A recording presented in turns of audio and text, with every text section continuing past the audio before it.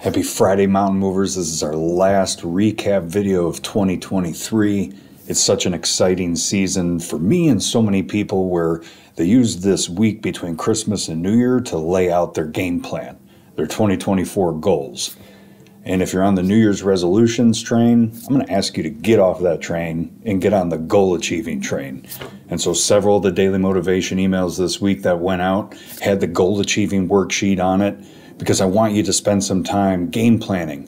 What are all the buckets of your life that you need to focus on? Your career, your physical health, your spiritual health, family items, personal items. I want you to look at the whole person and not just throw out some random New Year's resolutions only to forget about them by the end of January or early February.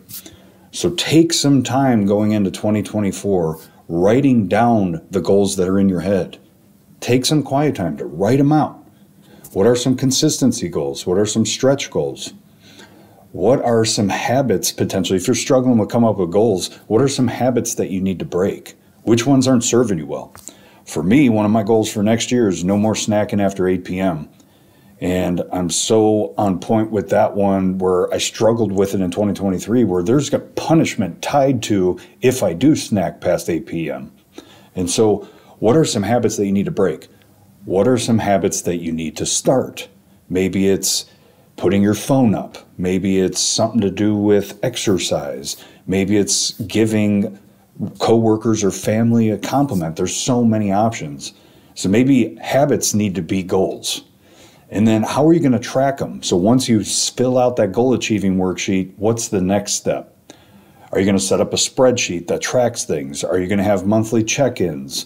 Do you have an app to track your progress? How are you going to track them? And that's how you could take it throughout the year. And the last thing to share for this week is accountability. Who can hold you accountable? I've had several people send me their goal achieving worksheet. Find a family member, a friend, where you could create them together and get those goals out in the atmosphere.